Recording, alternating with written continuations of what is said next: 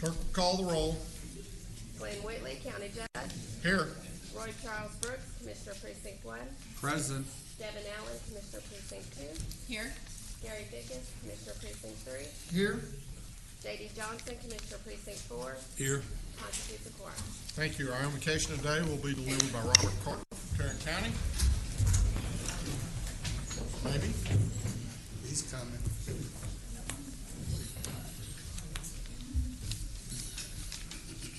Thank you. Good morning. Good morning. Good morning. Shall we pray? Lord, we thank you for another day that is being enjoyed by all of us, however it was promised to none of us. We celebrate you in this moment, for you have allowed us to serve our families, our communities, our county, and our country.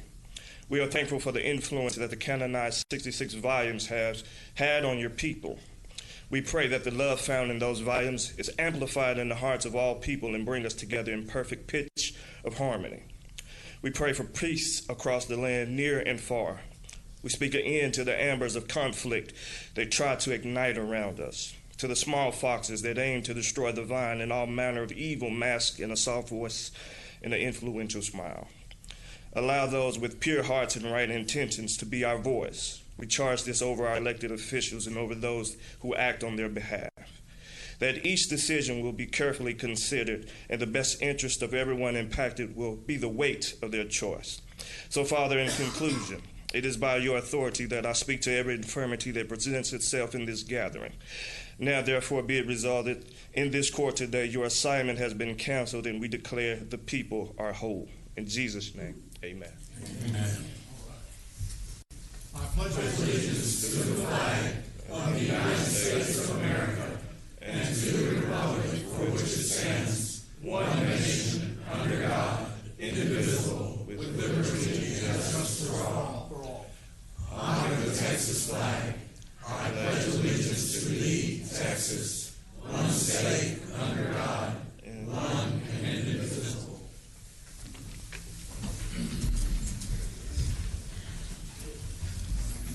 Thank you, Robert. Mr. Manius. Thank you, Honor. Members of the Court, I have only one announcement as it relates to the agenda today, and that's under purchasing, item 8G3. This is RFP 2019-137. We're going to ask that we hold that particular item. Thanks, sir. Thank you.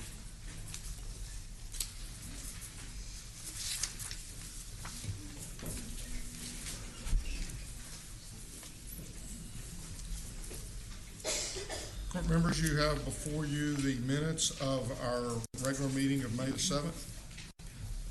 Move for approval. Second. We have a motion and a second. Any discussion? Please vote. Motion passes. Commissioner Johnson. Excuse me. Passes unanimously. Under proclamations and resolutions, we have a couple of things. Commissioner Allen, I believe you have a resolution. Yes. So I am excited to recognize Arlington Charities is celebrating their 40th anniversary. And joining us here today is Deborah Coppola, Penny Roll, and Calvin Coast. Deborah will join us in just a little bit after I read the resolution, but she serves as the Executive Director of Arlington Charities since February 2016, but she has extensive experience with nonprofit organizations, many that we're familiar with, including the American Cancer Society, the Alzheimer's Association, and Multiple Sclerosis Society. Whereas Whereas since their humble beginnings 40 years ago, Arlington Charities has worked tirelessly to combat hunger and poverty in the community by providing health and creating hope. Whereas their programming includes comprehensive case management and nutritional and financial literacy in an effort to help their clients meet personal goals and move toward attaining self-sufficiency. And whereas in 2018, Arlington Charities distributed 1,656,378 pounds of food, 43,212,000 items of clothing, and 1,775 lunches to those who are homeless, in addition to ensuring 578 families and 1,842 individuals received help for the holidays.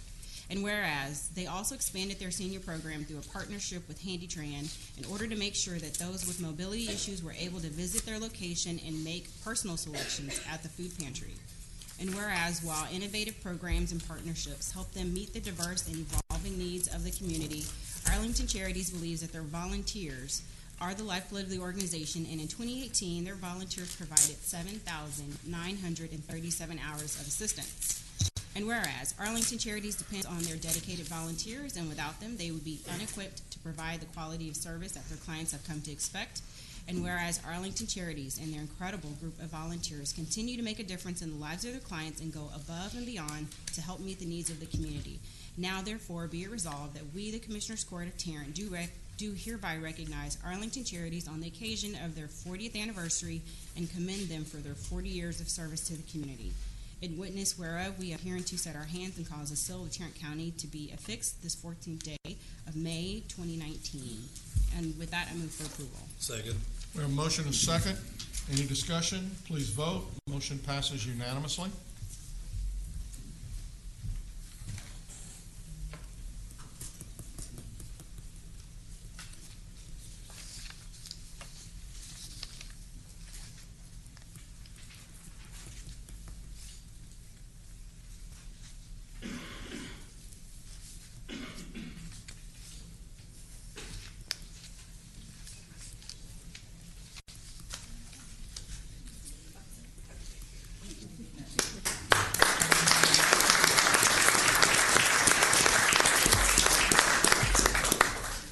Thank you so much for joining us, and best wishes on your event on Friday. And I believe you have another proclamation. I do.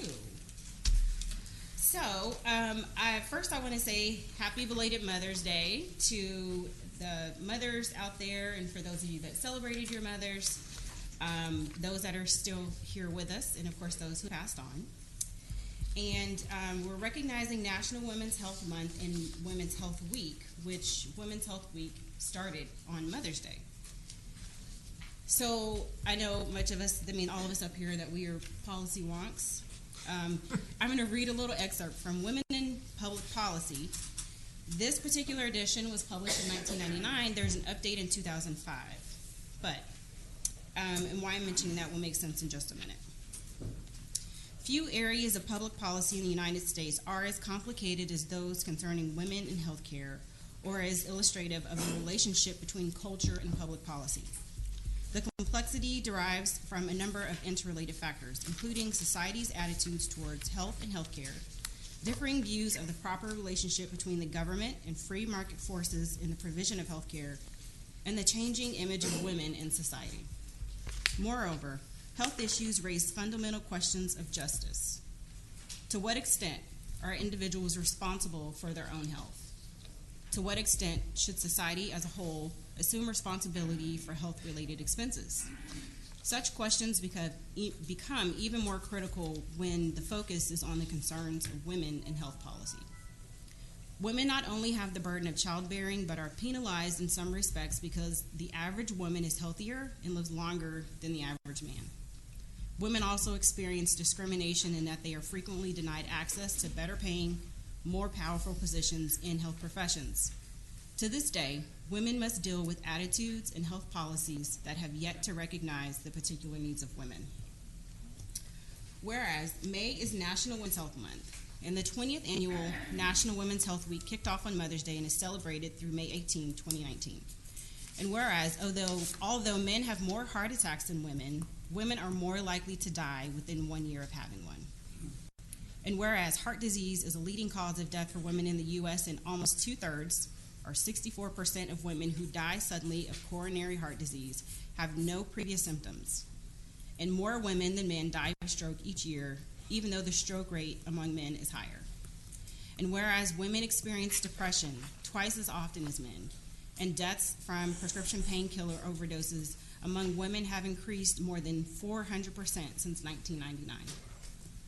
Whereas maternal mortality has increased throughout the U.S. and trends in Texas are similar to those nationally, and is highest among African American women across all levels of socioeconomic status, including those who are married, have obtained the highest educational degree, and those who have had private health insurance at the time of their delivery.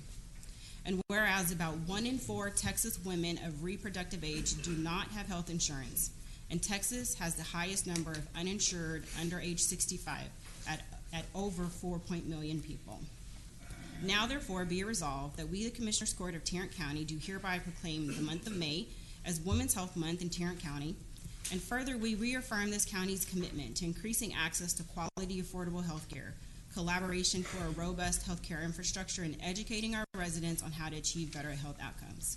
A witness whereof we have hereunto set our hands and caused the seal of Tarrant County to be affixed this 14th day of May 2019.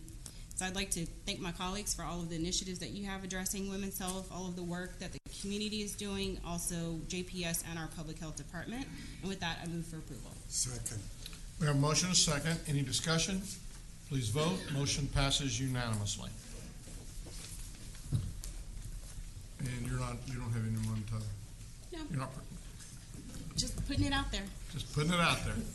Commissioner Fickus. Yes, we have a congratulatory resolution that we are here for ratification only to Mayor Jim Griffin from the city of Bedford. This is for his service on the HEB ISD Education Foundation as chairman for the past 3 years, and I believe you actually presented that. Yes, I did. Yes. So we move for approval of that congratulatory resolution. Second. We have a motion and a second. Please vote. Motion passes unanimously. Commissioner Fickus, I think you also had another point you want to talk about. I do. Let me find it. This Thursday evening, day after tomorrow, we at Precinct 3 in Hearst, on Grapevine Highway, we will be having an Alzheimer's community forum. This will be from this Thursday in our community room from 5:30 to 7:30, where you'll be able to learn about Alzheimer's, dementia, and memory loss, and share your thoughts about how we can help people in our community. There's a lot of misunderstanding about this, and so we're going to have that provided to the public, and we're hoping to have a good turnout. And if you think you can come, if you get a chance, call our office, and we'll write you down that you're going to be there. So, thank you. And then I want to, again, we had a great Senior Synergy event this past Thursday. We had probably over 3,000 attendees in addition to the vendors and the sponsors. Catherine Rotter in my office did a tremendous job on getting it all organized and put together. Many of y'all were there or came and went at some point during the deal. Again, it was a great opportunity for our older adults and their caregivers to really have an opportunity to understand services that were available. It was, again, an outstanding event. And I want to just thank all of y'all who participated, and especially want to thank Catherine for all that she did to make this such a success. Also, next Monday, this coming Monday, May the 20th, at 2 in the afternoon on the west side of the old courthouse, we will have the groundbreaking on our law enforcement memorial. I want to thank, again, Commissioner Johnson, Sharon Wilson, our criminal DA, Michael Bennett, and who has helped us tremendously in kind of moving forward, the sheriff also in moving this forward. And we're going to have the groundbreaking again at 2 p.m. next Monday afternoon, save and except for a big downpour. And if we have a big downpour, then we're going to go inside of the old courthouse. There will not be a groundbreaking in there. We ain't breaking no tile. But we will go inside at that point in time and have our groundbreaking in there. So again, kind of put that on your calendar and be prepared for that. Any other announcements at this point in time? Then you have before you the consent agenda. Move approval. Second. We have a motion and a second. Any discussion? Please vote. Motion passes unanimously. Ms. Tidwell.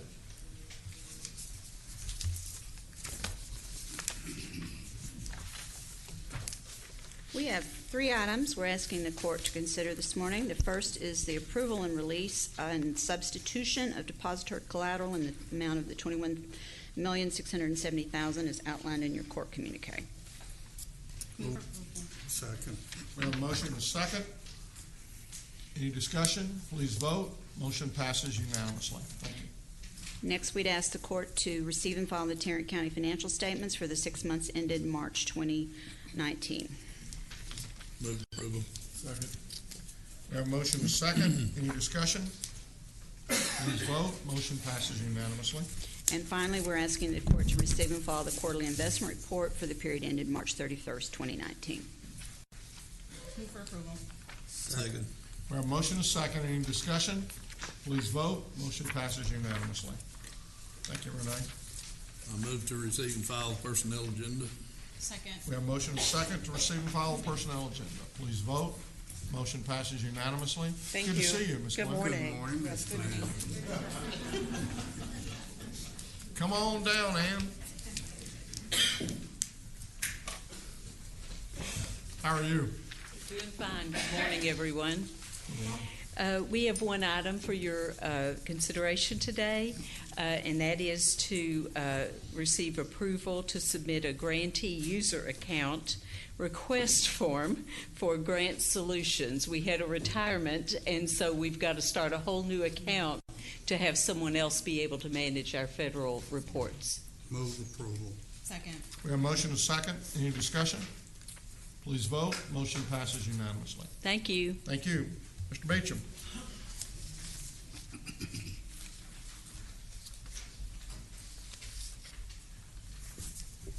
Good morning.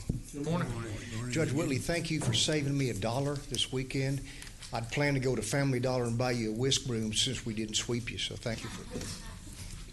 I figured that was coming up.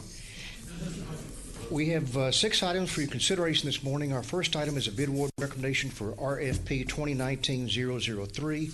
This is an RFP for Defendant Notification System for Information Technology, really for Schubert. Recommendation be toward to Xenocom Corporation, the amount of $40,000. If the court chooses to approve this, we're seeking contract approval also. Move approval. Second. We have a motion and a second. Any discussion? Please vote. Motion passes unanimously. Item number 2 is also a bid award recommendation for bid 2019-124. This is a bid for the Echo Lake Project Phase 3. Recommendation be toward to the low bidder, Schmolt Construction, the amount of $908,334.39. Again, if approved, we're seeking contract approval as well as acceptance of the payment and the performance bond. I thought we'd gotten rid of Echo Lake Park. This is a residual item that was part of the conditions of transfer of the park. Is this the final payment? Yes. It's the final project. We hope it's the final payment. Exactly what it is. Now, I noticed on here, we've got something, we say closed item. Do we? No, this is not related to the closed item. Commissioner Fickus, what this is to put a 42-inch pipe, a replacement pipe, through the western part of the dam. $1 million, huh? 900,000. The dam itself, the thickness of the dam is pretty extensive. And we had canceled, we went back out on bid, and I believe this actually bid is a little bit lower than the first one. Who has to put final approval on this? Corps of Engineers? Not the Corps of Engineers, no. This is, all the agreements have been worked out with Union Pacific and also with TCEQ. And so we are now ready to put that pipe in. The original pipe collapsed, creating a drainage situation. Overflow. Any other discussion? Please vote. Motion passes unanimously. If we now could go to item number 4, which is also a bid award recommendation for bid 2019-140. Submit for the purchase of additional VX block random access memory for information technology. Recommendation be awarded to Thomas Galloway Corporation, the amount of $847,927. Move for approval. Second. We have a motion and a second. Any discussion? Please vote. Motion passes unanimously. Item number 5 is a bid award recommendation for bid 2019-151. This is a bid for the sale of used road equipment from precincts 3 and 4. Recommendation be toward the high bidder, Falls County Road and Bridge Department, amount of $33,000. Move for approval. I'll second and let the record show Falls County was my county that I was born in, but I don't have anything to do with this. They're working on, they're taking this equipment and working on the road so they can build that big plaque that I've been looking for. That honors you Yeah. as a resident, former resident. Okie dokie. How about that? Do we have any more comments or suggestions or discussion that we want? I did approve a motion and He seconded it. I second it. And it's now been approved unanimously. Item number 6, an item in regards to bid 2019-123, submitted for the 350 West Belknap Parking Garage Renovation Elevator Replacement Project. We are recommending rejection of all bids and suggesting that we rebid with revised specifications. Came in way over budget. Yes. Well, I'll move approval. Second. We have a motion and a second. Do we have any discussion? How are you gonna revise the specifications to bring it into budget? David, you want to answer that? Yeah, that's a punt.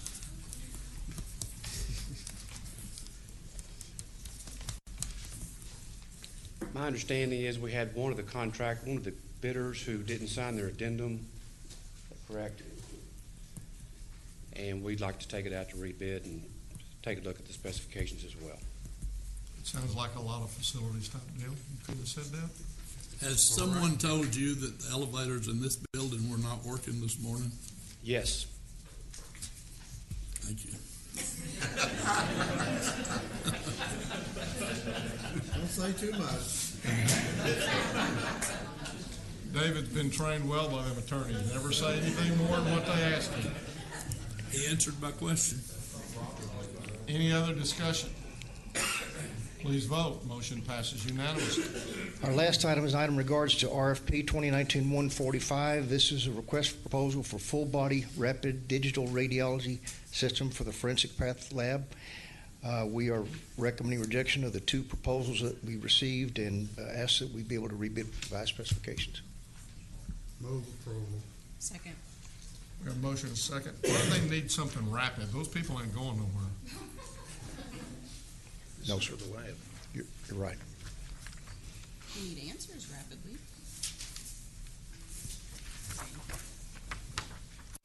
Motion passes unanimously. Thank you.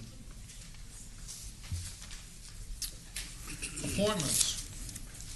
Your Honor, I have an appointment to the Human Services Advisory Commission to replace Miriam Harrow. We would like to appoint Dana Springer of Catholic Charities of Fort Worth. That's the Second, motion. that's a motion. We have a motion and a second. Any discussion? Please vote. Motion passes unanimously. Pass those down. And I would like to, I have one. And I would like to move the appointment of Tim Carter, who's the director of Southside Bank, to replace Ken Barr. And I would like to make this effective May the 16th. Ken was recently elected to the TCC board, which means that he'll have to resign, and I believe that he's going to resign tomorrow. And so I would like to make this appointment effective Thursday, May the 16th. Second. Have a motion and a second. Any discussion? Please vote. Motion passes unanimously. NTTA does meet, Chandler, they do meet tomorrow, correct? Yes, sir. Okay. Any other appointments? Then you have before you the claims, including the addendum. Move approval of the claims, including the addendum. Second. A motion is second to approve the claims, including the addendum. Any discussion? Please vote. Motion passes unanimously. Briefing items, Mr. Manius? Thank you, Your Honor. We have 4 items to bring to the court this morning. The first item deals with an update on the hospital district bond program. Mr. Early and I are going to do this in tandem, so I'm going to ask Mr. Early to come forward also. I'll go ahead and start the presentation, then ask Mr. Early to have comments and any other things that he would like to present. Just some historical aspects of this. You might remember that in November of 18, we took before the voters a $800 million bond package that was to provide new facilities to the hospital district. That particular election, the bond package passed by 81.96% positive votes, which was just an absolutely great vote on a project that is needed. Of the $800 million, in addition to monies that the hospital district was going to bring to the table, there were basically 5 areas that we were going to focus on. The first one dealt with mental health. The second one dealt with outpatient surgery centers. The third one was a cancer center. The fourth one was a hospital tower. And then the fifth and final one was the construction of additional clinics and medical homes. And we identified at least 4 of those that we were going to accomplish through the bond package. That's been a while back.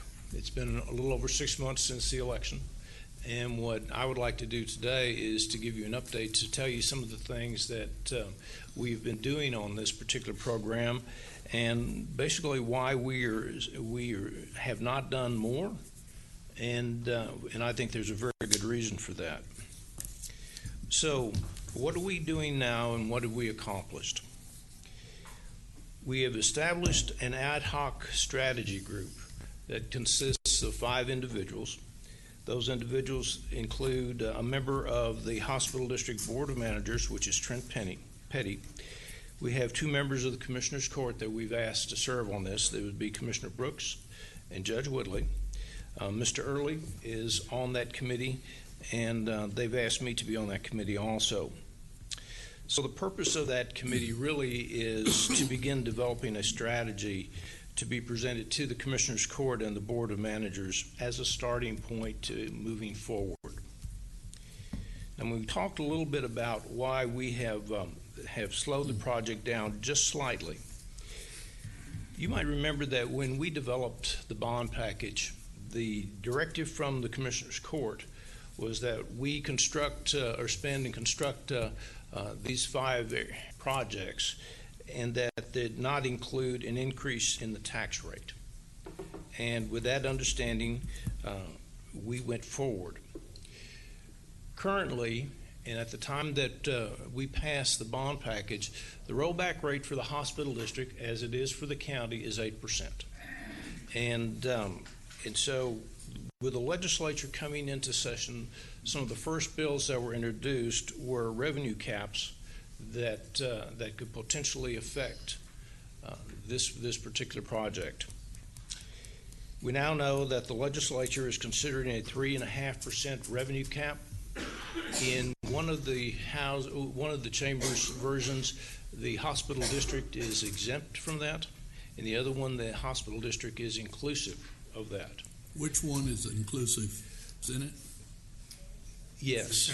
I think Judge, you're going to have to help me a little bit. It's the Senate it's the Senate that still has the hospital district in. We have been encouraging our representatives and senators to exclude the hospital district, and the reason is very simple. Out of 100% of the revenue that the hospital district gets, 39 to 40% of that revenue comes from the ad valorem tax. which is probably the most solid revenue stream that exists. The other 60% comes from funding sources that we cannot guarantee will exist for the future. And so we need to make sure that we have a stable revenue source to plan on how we're going to roll out the package itself. Before we can actually begin that planning process, though, we're going to have to wait till the legislature ends. And quite frankly, that's in 2 weeks. We'll know pretty much what the revenue cap bill looks like and have a pretty good indication from the governor's office if he is going to sign that or not. How long does he have? He has 20 days after the passage. But if the bill passes by more than 2/3, then it doesn't matter because they have to come back to override, and the legislature will be out of session by then. And so it's depending on what the governor's office is going to do. We do not have any indication that the governor is not going to or is going to veto the bill. We just need to simply wait and see. However, during this waiting period, the district has moved forward to accomplish at least one of the 5 objectives, and that's the new Oncology Center. And I want to personally congratulate the Board of Managers and Mr. Early for thinking somewhat out of the box when we approached this. In the bond package itself, we had $30 million just to build the facility. But during that time, the district found a very good facility that had been an oncology center and has leased that facility and has spent about $5.5 million upgrading that facility with all modern technology. So what's happened is basically the district has taken a $30 million project, leveraged it, has already brought it online, and we've saved approximately $25 million. I believe a number of you were at the grand opening the other night, and for any of you that were, that facility looks really great, Robert, and it's modern, and it's designed to deal specifically with oncology. We're renting it or we're purchasing it? We're renting it, but we have a long-term lease, and it was I don't know exactly what the rental fee was, but it's my understanding that it would be substantially lower than what we would have to pay in debt service for the $30 million. So it's a good thing. The Board of Managers and Mr. Early have done an exceptional job. We've already then checked one of the 5 off, and in the process we've saved $25 million. So, and it is currently open. We've also been working with the ad hoc group, which has met several times, and we're exploring the concept of what's called an integrated program management organization.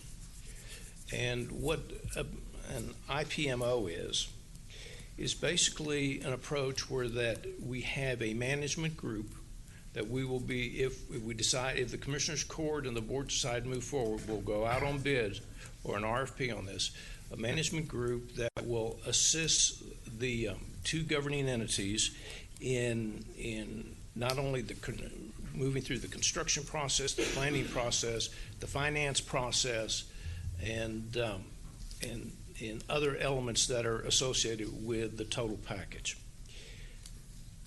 Maricopa County, which is Phoenix, they have done something very similar to what Tarrant County has done. They have passed a major bond package. I think theirs was about just right under $820 million.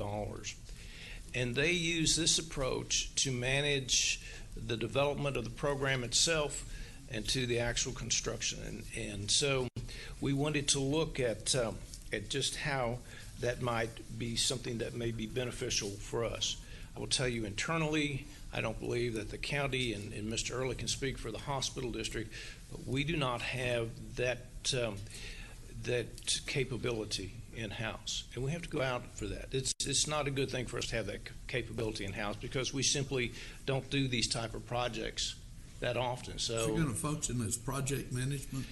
They will this, eventually they very well may. That's something that we're trying to explore yet. But it doesn't consist. They will function as the owner's representative. We do not have either the expertise or the bandwidth in either our facilities department or JPS's facilities department to handle a $1.2 billion program and do it effectively and keep the covenants that we made not to raise the tax rate. This is a very intricate process. I think we knew that also. Yeah. But I also would add this.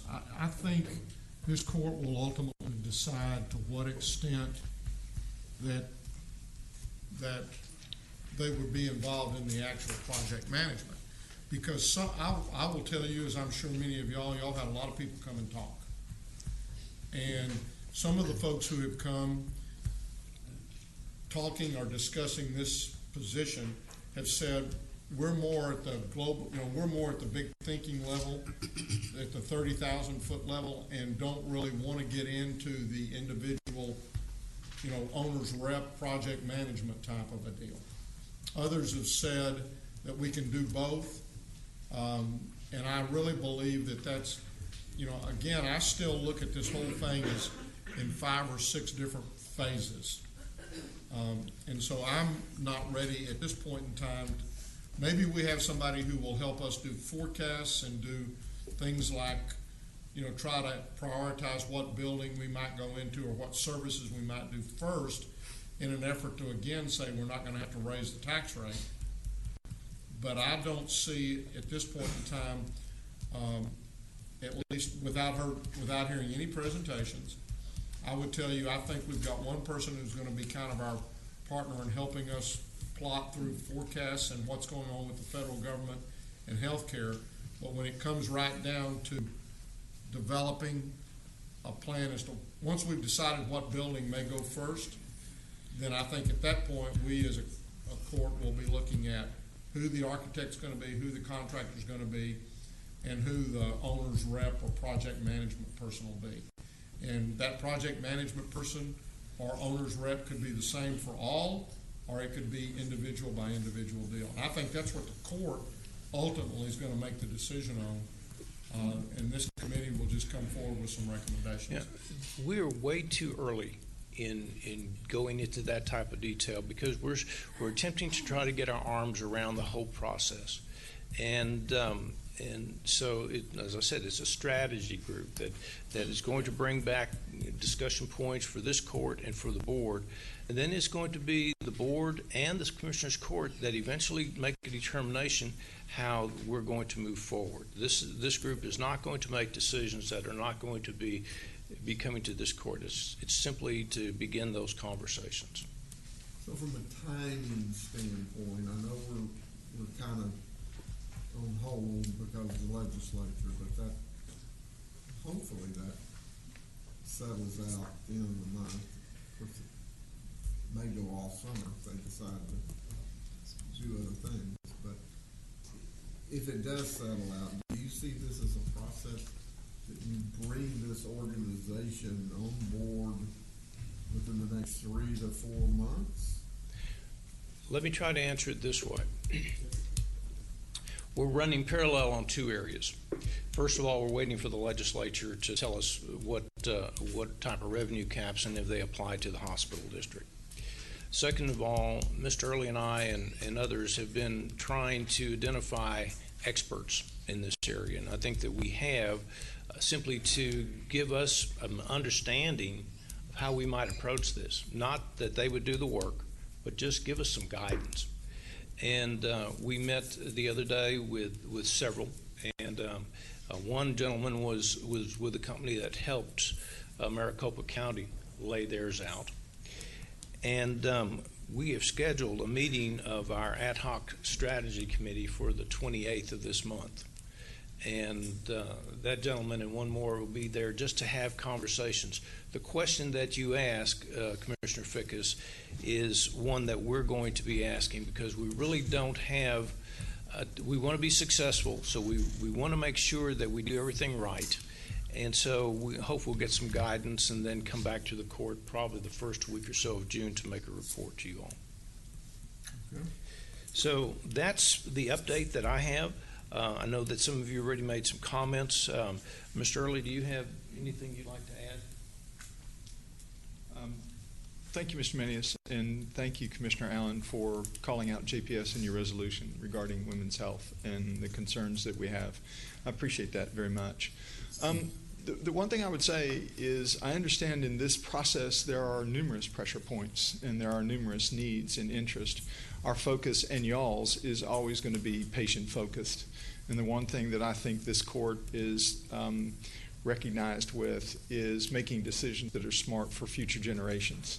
You have to be careful because the decisions we're going to make on this bond and the money of it is going to last for the next 30 to 40 years. So you want to make the right decisions.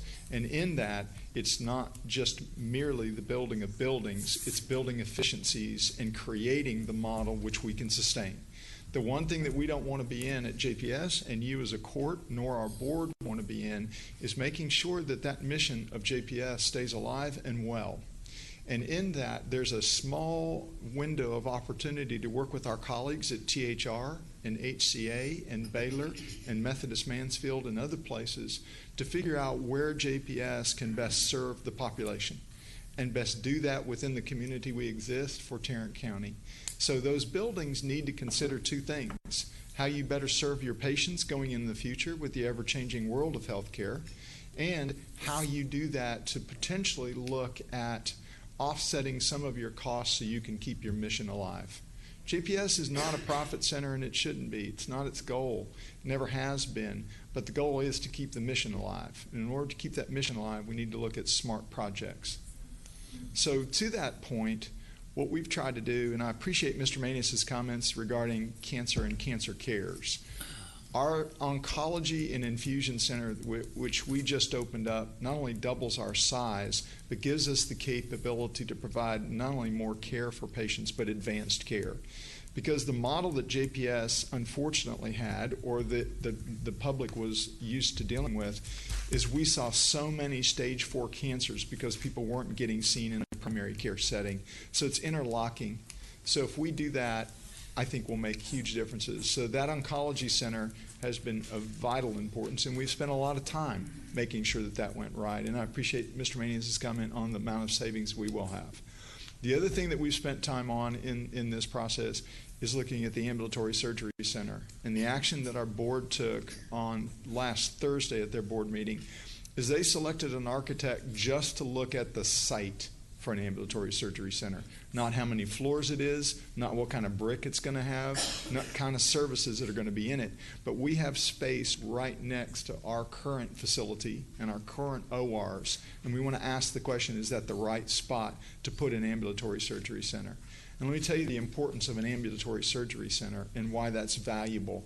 Is as a level 1 trauma center, it's very difficult to schedule your ORs on a predictive level. So if you're coming to JPS to get day surgeries or routine or elective surgeries, it's really hard for us to keep that schedule justified because we may have a trauma that comes in. We may have a 5-patient trauma that comes in, and that surgery schedule is going to be interrupted numerous times. Not only is that a dissatisfier, but it's hard on JPS to retain that population. So if we can look at an ambulatory surgery center that deals a lot with day surgeries, and we can have the predictability of elective surgeries in one location with the ORs and your trauma for other ORs, you create a much better environment for the continuation of the mission of JPS. So it's an intricate situation, and I get it and I understand it. I appreciate all y'all's interest. I appreciate the call that I received from Commissioner Johnson and the input that I've gotten from all of you all to try to figure out how we do this in a smart way. So I think we're in the midst of doing that, and I think as we go on, the other thing that did take time was trying to find those experts out nationally that have already previous experience that could help us. And I think Maricopa County is the closest thing we found, and then finding the right people to come down and give us their insights. So, Mr. Manius, I appreciate it. I also appreciate your work and what you've done in this and what your office has done. So, very, very helpful. Let me make sure I get my notes and not your notes. Any other questions or comments at this time? I do have a question about how we're communicating updates to the public, right? So we asked for them to support this, and they did. If we're 6 months since the election, then what are we communicating so that people feel like they are knowledgeable of where we are in the process, aside from obviously our discussion at the meetings or at this meeting? Well, I think part of that, and I'll let Mr. Manius answer it from the county standpoint, but I'm doing the best I can to go out to as many groups as I can. In fact, I have a lunch today to update them on the bond. We do as much as we can. I'm going to various civic functions as we can, and we also are getting a great deal of information out on social media, which is a great advantage for JPS because it's not the advertising dollars and cost to that. So for your precincts, if there's any suggestions that you have, if there are any groups that you think is wise for me to go to or the team or our construction team to go to, I'd be happy not only to know that but to arrange those and make those happen in your district specifically where I would not know who some of those groups are. Or if you want to put together a group of your community leaders and allow me to give them a briefing or allow our team to give them a briefing, that would also serve helpful. And it would be helpful if I know who those community leaders are that would best benefit you from a standpoint of communication. So we'll be happy to. County Mayor's Council would be an excellent start. Yes, sir. I think that would be great. And Patricia's always helpful with that, and we'll be happy to do that. We've talked a lot of behavioral health issues with them, and we've talked about behavioral health issues going forward. In fact, I think we're scheduling a San Antonio trip to look at their center, and we'll have our Vice President for Behavior and Mental Health on that trip as well to get an idea, and I know it's a program that you and I spoke about. We've also had her go to Arizona and look at an access center that might be a potential answer for us as well. But I think the key is communicating that. No, I agree. And certainly when the timing is right and there's a more substantive update, then I would definitely pull together a group of community leaders, but even just updating the website. Okay. So we have the FAQ from the bond election, but we don't have anything since then. Okay. Right. And what we were going to do, updates like this, we'll prepare a written document on this update, and we're going to post that. Great. I agree with what Commissioner Allen's saying. Some update on your website would be good. Okay. We'll be happy to do that. Any other questions that y'all have? Thank you. Great. Thank you all very much. Don't go far. The only update, the update really dealt with the bond, the ambulatory surgery center, what's taking place, also the Oncology and Infusion Center that I mentioned earlier. And I do want to thank our tax office. They've asked me to come to their one-day retreat tomorrow and speak to them again, but I will tell you that for this county, the luxury that we have with the employees that we have in our tax office and the leadership that we have in our tax office is pretty incredible. And that's been through Wendy, and it's been through Ron, and it's been through Betsy. In my time here in Tarrant County, I've not seen better. And I appreciate that office asking me to give them updates on not only JPS, but where we're going with healthcare. And I think we all need to recognize the incredible office we have, because there are counties that suffer and don't have the kind of tax office that we have, and I appreciate them very much. I'll be happy to answer any questions y'all have on the overall aspects of JPS. I do have that I will provide for your offices the state report on our elevators and the inspection that we had, so that your source of information can be the exact words of the inspector rather than anybody else's. And I'll be happy to provide that to you, and I have copies of those for you as well. Thank you. Any other questions y'all have of me? Thank you, Robert. Thank you, Commissioner. Thank you, Judge. Thank you all very much. Thank you, Mr. Mayor. Members of the court, we can go to item C. This is the annual briefing from TCDRS. Ms. Glenn is going to lay this out for us at this time.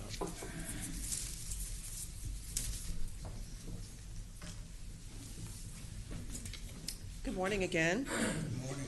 So we're at that time of the year, as Mr. Maney has indicated. This is our annual update from our retirement representative. So we have here with us today Erica Nieto. You'll recognize her. She's been here a few times before.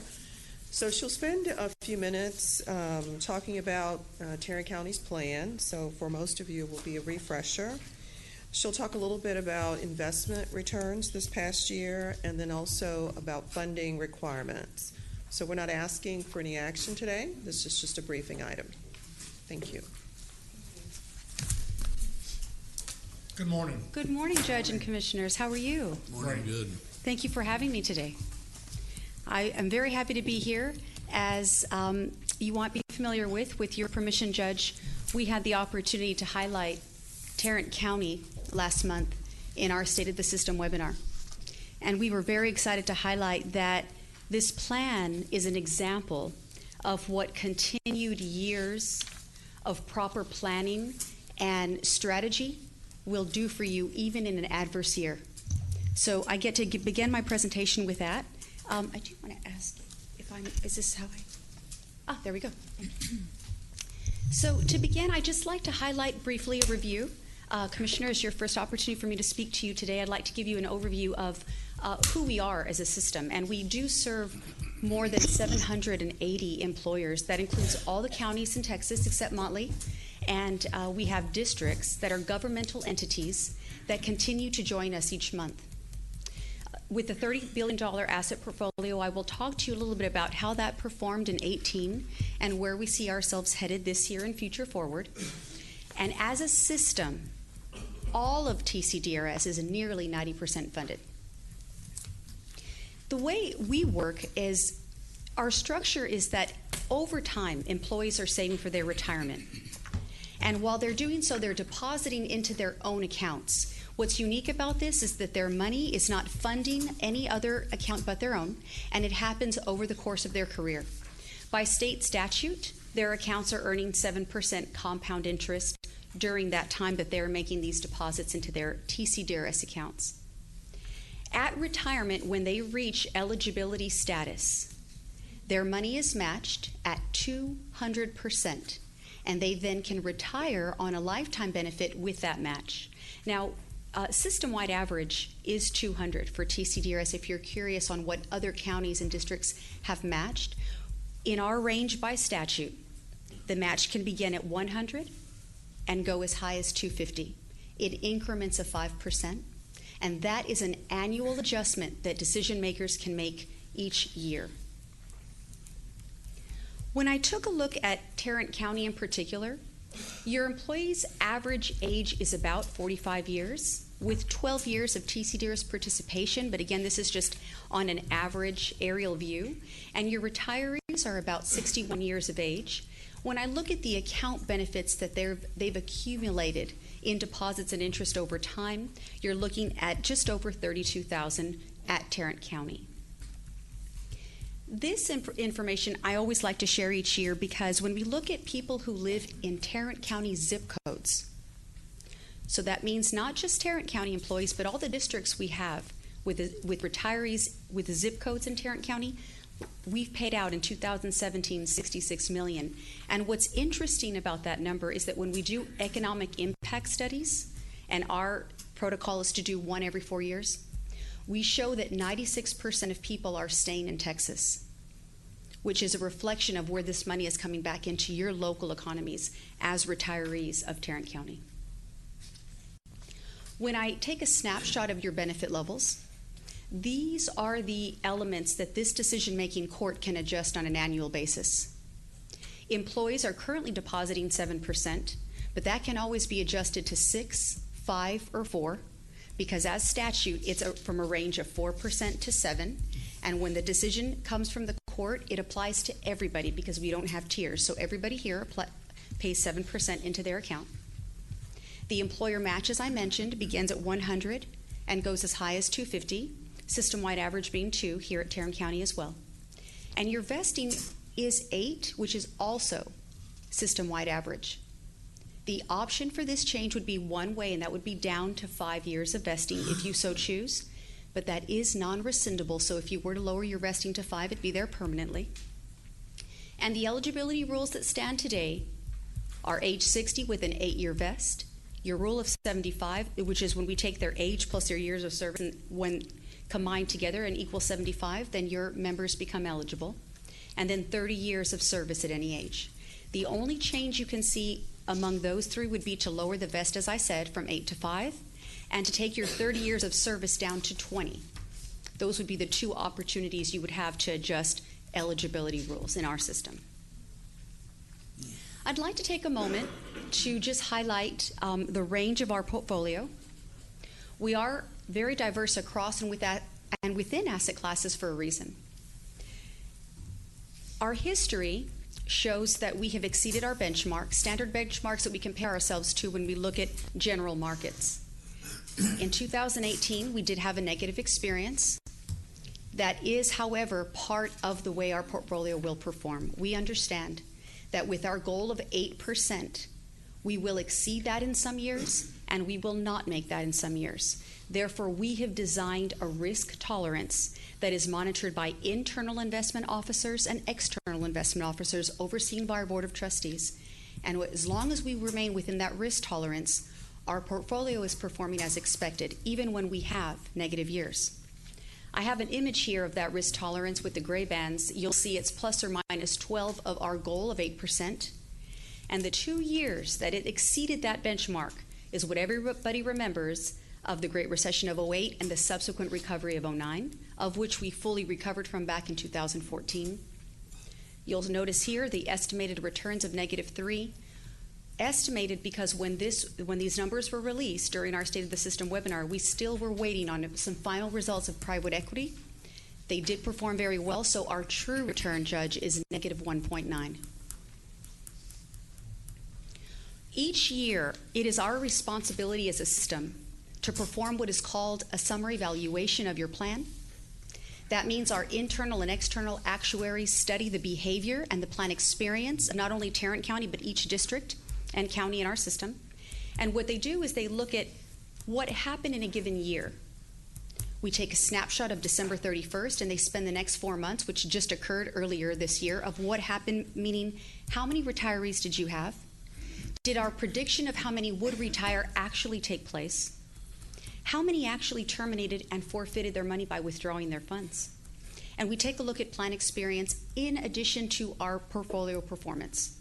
With all of those factors combined, we're able to determine a cost that will responsibly fund your current employees' future benefits. In terms of in the financial world, we have to call them liabilities. We even have to go further to say that they're unfunded, but that is a misnomer in TCDRS because most of those liabilities aren't even due. They aren't eligible yet. They're future payments outward, so they aren't unfunded. They're being funded over time so that they will be paid out when these people become eligible and choose to retire.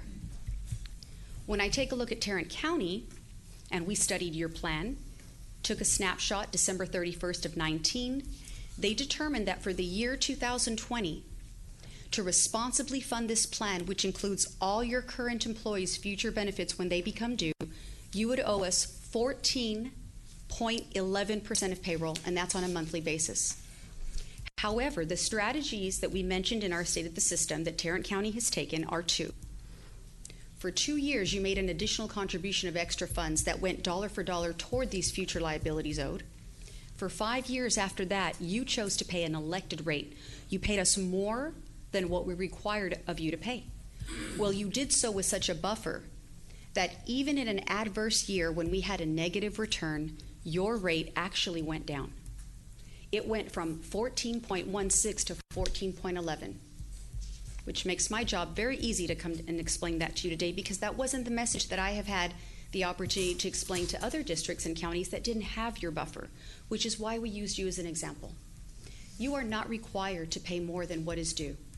But by doing so, when we have market years that aren't as favorable as we would like, you have a cushion that takes place and really works for you so that even in a tough year, you noticed a decrease. You'll notice where it says elected rate lump sum negative 0.67. While it is a negative number, that refers to a positive experience, and that is the elected rate that worked for you. You also have a negative 0.15 under demographics and other changes. When I look that up specifically to research Tarrant County's experience, that reflects employees who terminated their employment, withdrew their funds, and their matching dollars stay with Tarrant County. They do not get the match when they withdraw their money. What you'll notice to be missing the negative, which infers a negative, it's a positive number, infers a negative experience, is 0.77. Again, that is our negative return. As expected, we will have good and bad returns. It didn't quite affect you. Speaking of the strategies that we encourage, we recommend that courts and board of directors who review their plans annually really take a look at affording what is in their budgets today for future retirements. We ask them to take a look at elected rates as possibilities, and we encourage them to make additional contributions if they can. And Tarrant County has taken 2 of these consecutively, which has created that buffer for your plan. This is a new slide that I wanted to include for you this year. The green represents your assets, the red your liabilities, and you'll notice very soon now, those assets are going to exceed your liabilities, meaning you will be overfunded. You will actually have a reserve in our trust fund, meaning you'll have more money in your Tarrant County balance with TCDRS that's due. But that's always a good thing, because when you have new employees that have not been funded yet, you'll always have an ongoing normal cost. And so it's important to really create that opportunity. And for you, I call this the watermelon chart. You have very limited red, more green, which is always my favorite slide to discuss. This is also a new slide that I included because people often ask us what we are, if we are definitive defined benefit or defined contribution. The answer is we are the best of both worlds. In a defined benefit, the employer assumes all the risk. And in a defined contribution, the employee assumes all the risk, for example, like in a 401k. With TCDRS, it is a shared risk, and this is how. This court can easily lower the employee deposits from 7 to 6, 5, or 4, meaning that's less saved for the employee. That's a risk that they could encounter. You could also lower the match if you needed to adjust benefit levels to experience an immediate cost savings. You could match them lower than 200. That's a risk they don't have control over. What they do have that control that they can depend on is that there's accounts are earning 7% compound interest, and that this is a lifetime benefit that has been responsibly funded over the course of their career. And that's the responsibility that the county is taking. So as a shared risk plan, we've added this slide to really define ourselves as a little bit of the defined benefit like the state of Texas and a little bit like a defined contribution of 401k. When you mix those together, you get more of a clarity of how TCDRS is structured and who we are. So the 7% guaranteed earnings is not in any way geared to the 7% contribution by the employee. It's 7% regardless of whether you're at 4, 5, 6, or 7. Yes, sir. Thank you. Yes, sir. In our system, I mentioned moments ago that we have required rates. We also are designed without tiers. You might be familiar with other pension systems that allow tenured people to participate at a different level. That is not allowed in TCDRS. So if you choose a 7%, everybody pays 7% from their check. With that said, we also have rules of participation because as a condition of employment, if you have a permanent employee who does not have an end date, they're not here helping for elections or they're not here for the summer months, they are a permanent employee, regardless of number of hours worked, they must participate in our system. As a condition of employment, they don't get to exclude themselves, even if they only work very minimal hours. We don't compare part-time versus full-time. And if you're curious, that changed in 2005 and it went into effect in 2006 when we went away from number of hours worked and we went to permanent versus temporary. And this is important that I talk about it because after 2006, if a member is permanent, they have a right to a retirement. And so they need to be enrolled and they need to be participating. And Tarrant County does an excellent job of that.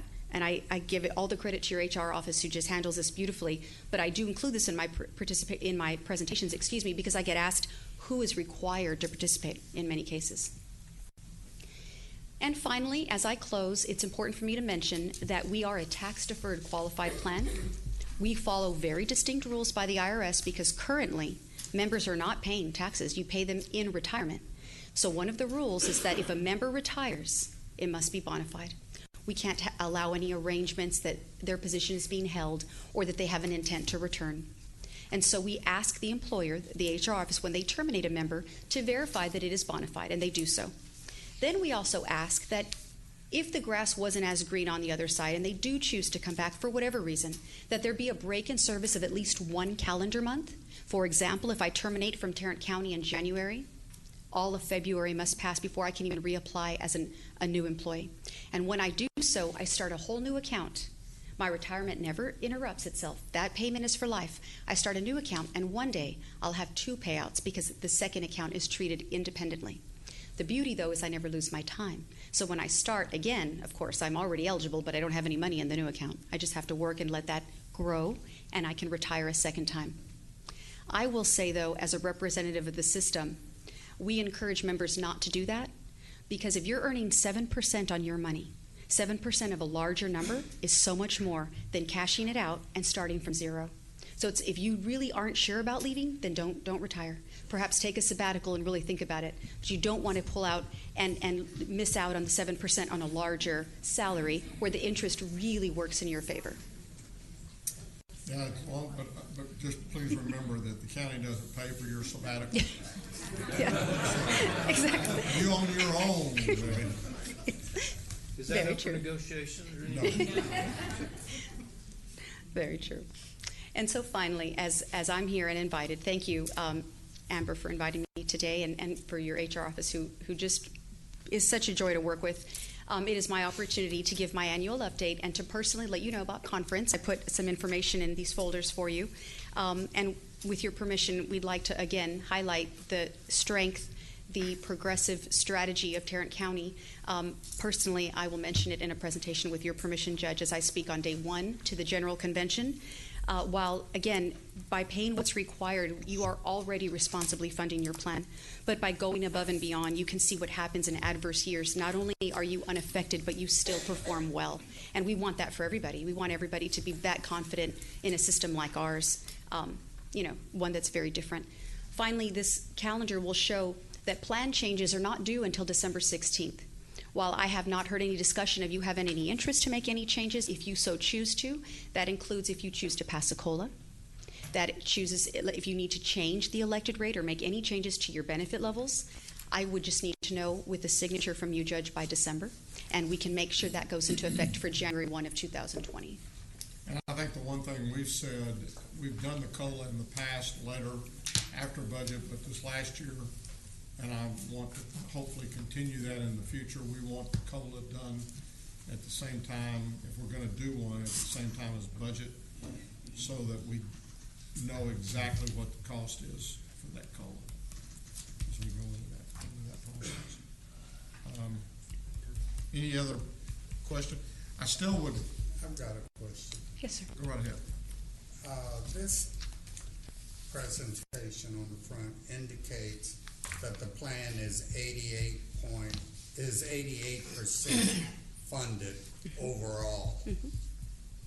Tarrant County has made large payments into the fund to bring down our unfunded liability under the plan. Yes, sir.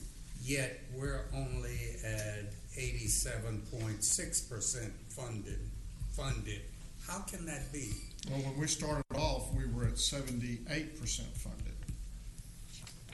And that was what we were basically saying is we needed to step up in order. And so what's happened, I mean, we would still be So we caught up. Yeah. We're chipping away at it. Yeah, we were 10% below.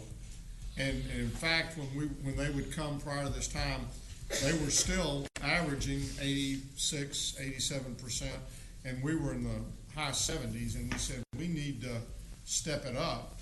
And so, there's a lot of the bigger counties have chosen to do this, to get up into this area. I think that financially, most of your people want to see somewhere in the neighborhood of a 88, really would like to be at around 90%. That's correct. And I hope that we can move toward that 90% level. It just so happened that at least the last year when the measuring was done was right after a pretty bad November and December in the stock market. And I don't want you to value it here anytime soon. Given what's happened in the last week, 2 weeks. No, I'm. But that 88% funding on this page shows this is overall. The whole system, So yes. what we're saying is that we've caught up now and are running the norm from that standpoint. What was that length of time from us going from 78% to the 87 plus that we're? So I can actually show you, Commissioner, there's a document in your packet called the Tarrant County Employer History. And not only can I answer your question, but also I'd like to answer both your questions about why you still remain in the 80% funded area. For a period of time beginning in 1992 all the way through 2014, there were COLAs that were passed each year.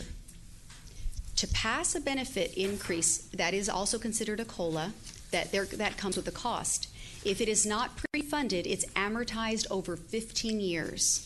So to look at this, imagine for a moment an onion with all of these layers, each layer being a 15-year amortization cycle. Considering that they were never pre-funded, you all are doing phenomenally well. Because when you fund this many COLAs without pre-funding them, that just adds long-term amortization cycles. And what Tarrant County did, when they made large additional contributions, they caught up on what was owed for those COLAs. And when you put an elected rate in place, you are caught up more. Now, I would have to get a study from the actuaries to be particularly accurate in how much of that you have funded. But seeing as how high 80s and coming from a 10-year span, the reason you're not even more funded is you're still paying off some of those COLAs, but you're doing so at such a fast rate that within a few years you're going to see yourself exceed the 90%. And then from there, when I showed you that watermelon chart, you see how you have more green than red. You're going to be overfunded. It'll be above 100%, meaning you're going to have funds in a reserve that if Tarrant County were to close its doors tomorrow, we would owe you money.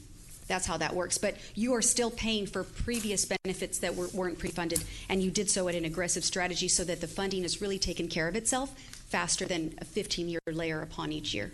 I would like to see that study. Absolutely. Let me write that down. If you look at page 1 of this, you'll see that we actually started putting more money in 2012. For the first couple of years, we put a lump sum in, and then we did it through additional contributions between the required and the elected. So to be clear, Commissioner, what I'm going to request for you and for the court is I'm going to seek from our actuaries exactly dollar figure how much has been paid off of all of these COLAs and how much is still owed. Is that what you're asking? Yes. Okay, I will get that for you and make sure I send it to the court. And I would love for you to do kind of like a deferred comp plan for employees so that if we wanted to put more money into TCDRS, realizing that one, there would be no guaranteed earnings, and two, it would be very similar to a 401k, but it would be completely employee funded. But if somebody wanted to do that to take advantage of your financial management folks, yes, sir, and the great returns that they've gotten, that we would have that capability. I've asked that before, and if not, but I always take it back, and it's very important feedback, and I will do so Please again. I will. Continue. I will. And I might also just echo that for the board member that's sitting in the room. Yeah. Mary Louise, we appreciate your service on that. Yes, we're very happy to have her again, to be having been reappointed. So thank you for what you do for us. We appreciate it. Thank you. And with that said, if there are any other questions, I'm happy to answer them. If there was something we didn't address in today's review, I'm happy to answer member questions or anything that you might want to know. Keep up the good work. Thank you. I'll pass it on. They do great work out there. I just get to be the messenger. So thank you. Thank you very much. Thank you. Finally, members, on item D, this is the legislative update. Mr. Schaffner has provided you a memorandum in your packet that I know that you've reviewed. I just want to point out a couple of different things. First of all, HB1, which is the state budget, it's currently in the conference committee. They're expected to wrap that particular bill up fairly soon. On HB3, this is the school finance negotiations. It's in conference committee also, and it appears to be generally positive at this time. The SB9 is the elections a bill which is currently has a statewide local government fiscal impact of over $350 million because it mandates certain new elements within the voting machines. Chairman Quick has picked that bill up in the House, and she has been very helpful to Tarrant County. HB 362, which is the grant funding of 50% of expenditures on election equipment, that's passed the House and is in the Senate. That would have a substantial impact on Tarrant County if we were able to get that particular bill passed. And then finally, the Senate Bill 29, which is the anti-lobbying bill, it's currently passed the Senate and it's in calendars in the House, and we're monitoring that very closely. So with that, members of the court, if you have any questions either on comments that I've made or Mr. Schaffner's memorandum, I'll be more than happy to try to answer those questions. A couple of the things that I would add. Last week, there was a bill up to increase the jurisdiction of the JPs from 10,000 to 20,000. We discussed it at the Conference of Urban Counties policy meeting. The concerns there were that there would be additional costs. There would also be additional services that the JP would be doing. Some of that would come from the county court at laws or might move itself down. The county court at laws receives a fee of, I believe, around $250. The JPs would have been $46, but then they also were getting a $25 increase, so it would have been maybe $71, but still there would have been less money and you don't make it up with volume. Plus there would have been more activity at the JP level, and there was concerns about, we've heard often that they were already at capacity. I talked with one JP and he estimated that there might be as many as 2 new people needed by each JP. I talked with another JP that says, "Oh no, we think we can do it. We're not sure how many, if anybody, we'd have to add." The long and the short of it is, we talked with Representative Guerin, and originally the way we left it is he was going to say that any county with a population of 500,000 or more could opt in to the new jurisdiction. He had a communication with the state association president for the JPs and constables, and that JP was concerned that if it left the decision on jurisdiction to the commissioner's court, that might be found to be unconstitutional because commissioner's court setting jurisdiction. And so the president of the JPs Association asked Representative Guerin not to make it you could opt in. And when we had left the Conference of Urban Counties, we thought everybody was going to be able to opt into it. And so when we heard it on the floor, basically we couldn't, and that's when after talking with Representative Guerin, he said, well, in the conversation with the JPs, the president of their association, they decided it was best not to let there to be opt-in and to just see what kind of change or volume change it had and whether or not it affected the JPs, which are kind of considered people's court, small claims court, if the volume might negatively affect people from being able to take advantage of that. When the motion or when the amendment came to the floor, Representative Guerin said 500,000 and above. Representative Shine, who had several of his county folks call and say, if it's 500, see if you can't get us included. And so he recommended that it come down to 250,000. So as the bill was passed by the House, it still has to go to the Senate. It was that for any county with a population of over 250,000, that they would not get the rise in jurisdiction for this time frame, and that it would give Representative Ramon again raise the point of, well, will this so increase the volume there that the people who would normally have been able to use it may not be able to use it anymore.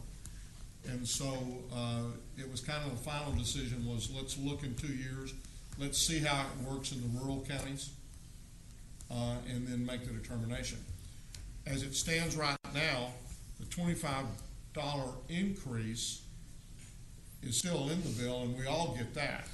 So that should increase, if the bill goes forward to passage, that should mean that we'll get somewhere in the neighborhood of $1.4 million more to help offset the cost that we currently have, because currently the cost of the JP courts is probably somewhere in the neighborhood of $6.4 million, and with this reimbursement, we could move our reimbursement up from around 2.3, 2.4 up to 3.7, 3.8. So we're still underwater, but we're just not as much underwater. I don't guess any of the county courts were going to reduce staffing when all those cases went down to the JP courts. You can rest It assured didn't work that ain't that gonna way? happen. And I will say, in fairness to them, right now, they do not track their cases in such a way that we would have known how many of their cases might have been eligible to, in that category from 10 to 20. The deal is that JP courts are not courts of record. So if a plaintiff doesn't like the decision that they got in JP court, they get a do-over by being able to go to county court with a new trial. And the other side of that is, yes, the person who's bringing the case, they hire an attorney. They're going to be paying that attorney for whatever time they spend in the JP courts. But basically, as Commissioner Brooks said, for $71, they get a do-over. And nothing that happens in that JP court is admissible to move forward at the county court of law. Can the lawyers pick their JP court they want to be in? It probably depends upon the case. There may be some cases, but there are some places where they probably can't for the most part. I mean, what was said is, one of the examples is if a Lexus driver hits a BMW, then both of those are going to get you above the 10,000. And my argument is, if they're driving a Lexus or a BMW, they can afford an attorney and the extra $150 to go to county court at law. But these are apparently a lot of the cases that come are credit card cases, where they can maybe get some mediation. Bill Brandt was telling me about this, and so there may be some places, but again, I think under this scenario, we'll be able to see what impact it has on some of the rural courts. And there, those were cases where they had JPs that maybe didn't have the volume of work that ours, because all of ours have basically said they've got a lot to do and are needing more stuff to handle the administrative side. Plus all those weddings. Don't get into that. Let the record show that was Commissioner Fickus that made that comment. And not all of our JPs do. Not all of the JPs do weddings, but some do. So anyway, that's kind of in case, since I've been told two things. One, don't go through Midland County right now. I heard that. That's where the president of the JP's Association resides at this time. And then I've talked with a couple of our JPs, and I just said we'll have to kind of see what happens. And the bill's not passed by the Senate yet, so we'll still have to see what happens. But anyway, that's what happened a little bit last week in that regard. Any other questions or comments about Okay, I have several audience participations. I have two different matters that we're talking about, and since I'm gonna take the one first that's dealing with a court order, and I couldn't pronounce this on a good day, let alone is it Juan Fa? You need it? Sean? Come on down. You'll do a whole lot better at pronouncing it than I will. please pronounce your name. Please give us your address. And let me preface yours by saying it's not on the agenda today. Therefore, we cannot respond. But what I'm going to recommend, I'm sure at the end, is that you communicate with our administrator. Okay, yes. And then if we need to eventually get it on the agenda, we can do that. So with that, please introduce yourself. And Good afternoon. Good afternoon. Thank you for having me today. My name is Phu Xuan Bui. Oh, yeah, that's close. Yes. Yes, I believe I'm here today because of the former Commissioner Andy Nguyen. He suggested me come over here today, to bring this case, for your attention. I have a court order. I believe you have it, and no one comply with. And I just come here today, I need your help because, I am poor, I am alone, and there's no way I can find a lawyer to help me, to bring this case, into the light of justice. I'm here today, to bring this, for your attention because this case order is done something wrong to me first. And I ask you guys, do your power, please bring the justice to me, not only for me, but, for the people in Tarrant County as well. I had been diagnosed with HIV positive. But 6.5 years later, I found out I never had it. And because of that, I refused the 5-year probation. The case, they accused me for murder, but it's actually self-defense. I have been tried twice by jury. And the case, tried me 3rd time for more than 7 years after the case was indicted. So I don't know, law much, but I think something wrong with it. So that's why, I come over here. I need your help, please, because maybe, I've been discriminated because, the color of my skin or the name I carry. I believe, if I'm American citizen, this case never happened. That's it. Thank you very much. We will, we'll have Mr. Manius look into this and see what if anything we can do, and then if we need to put it back on the agenda so we can discuss it. Yes. And have some discussion regarding this case, then yes, we will do that at that point in time. Yes. And thank you very much for coming out today. Yes, thank you. Thank you, sir. Thank you. Next, I have 2 folks who have asked to speak on the matter of the 287G.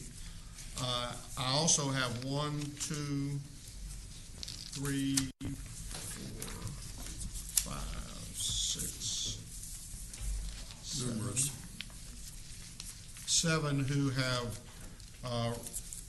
said that they are opposed to the 287G issue, but do not wish to speak. And so at this point in time, I'm going to call on first, I think it's Gabriela Rodriguez, and ask her to please come forward and again say her name and her address. Thank you very much for coming forward today. Good morning. My name is Gabriela Rodriguez, and Gabriela, would you raise the mic, yes. Good. Hello. Thank you. Okay. My name is Gabriela Rodriguez, and I live in Precinct 2. Do you need my address, like yes, my physical? 7458 Queensbury Circle. That's my address right here. Okay. Thank you for giving me the opportunity to speak today. The community I aim to create a consensus that 287G is not good for our community. We should all be opposed to this because the psychological damage that is caused by the family separation is detrimental and in majority of cases irreparable. Charles Nelson, a neuroscientist at Harvard, did a study with the orphan population in Romania. He said that not having consistent and sensitive caregiving can lead children down a road that leads to compromised mental, psychological, cognitive, and biological development. When he examined the children who were victims of family separation, he saw results that mirrored those of the orphan children. He examined their brains and found that they were different than those of a typical child. He found that children who were victims of family separation also had lower IQs. Luis Zayas, a psychologist and a dean at the School of Social Work at the University of Texas at Austin, has worked directly with the immigrant children and families. He says that even short periods of separation can have long-lasting damaging effects. Immigration enforcement and the threat of such action can negatively impact a child's long-term health and development. 287G separates families and affects a child's psychological development. For this reason, the renewal of the 287G agreement is counterproductive to the success and to the safety of the people of Tarrant County. Please consider this information when you're making your decision on 287G. Thank you for your time. Thank you. Thank you, Gabriel. Next is Elva Moser.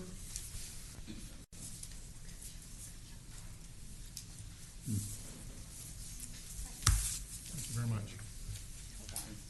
Hold on. Hi, my name is Elva Moser. I live at 10,004 Regent Row in Benbrook. I am also against 287G. According to an early May Reuters Ipsos poll, more than a quarter of Americans believe that a citizenship question in the 2020 census targets undocumented immigrants. Let me be clear, that's 24.3 million people living in the United States will avoid the census because they fear that that personal data will put them or someone they love in jail or deported. Texas has one of the largest immigrant populations of the nation. As of March 2018, 1.65 million undocumented residents are believed to live here. The census determines how $900 billion in federal money is spent. If Texas is undercounted, we will not receive sufficient resources for our citizens. Our families lose, our communities lose, and our businesses lose because an undercounted the census means long-term problems for Texas counties with high immigrant problems. For every 1% of the population that is potentially undercounted, the state could lose $291 million in federal funding that would otherwise go to programs for American citizens like Medicare, Medicaid, CHIPS, as well as highways and parks. Updated population data is also used to establish boundaries of congressional districts, state legislative districts, school districts, and local voting precincts. Population densities direct government planning decisions and business location selections. Federal formulas for different programs assume that a certain population size brings you a certain amount of money. And Texas historically has been an undercounted state because of our immigrants and has a lot of budgeting problems because they don't know how many people actually live here. For example, if we continue to be undercounted, Texas will have to make up the shortfall. That's not the Texas we live in. Texas doesn't like doing that. Counties also directly benefit from an exact count of their residents because strengthened local, state, federal partnerships help the rollout of national efforts. And a census undercount affects us for more than 10 years. Undocumented workers pay an average of $11.64 billion in state and local taxes a year in the United States, legally or not. On average, 8% of an individual undocumented worker's income goes to taxes. All immigrants, regardless of their status, contribute approximately $80 $80,000 more in taxes than any government services used over their lifetime. And I think you know that immigrants are sustaining the Social Security problem, legally or not. And there is a shortfall Social Security shortfall is predicted for 2034. So fear is crippling Texas. Texas fears, maligns, and criminalizes working immigrant residents. And immigrant workers, they fear too that they will lose the better life that they've been working for. 287G is not the cause, it's the weapon. Thank you. Thank you for your comments. And again, I have, I said earlier, other folks who have opposed but do not wish to speak at this time. Your Honor, that's all we have at this time. At this time, we'll recess our open meeting and proceed to close to discuss item.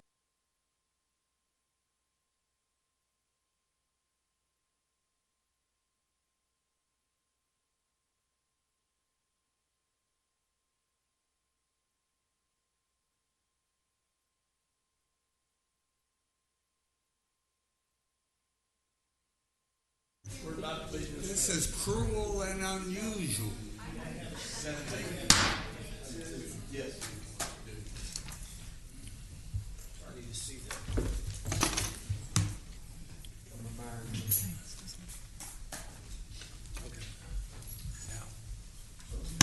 Having returned from our closed session, there being no business to conduct at this time, we are adjourned.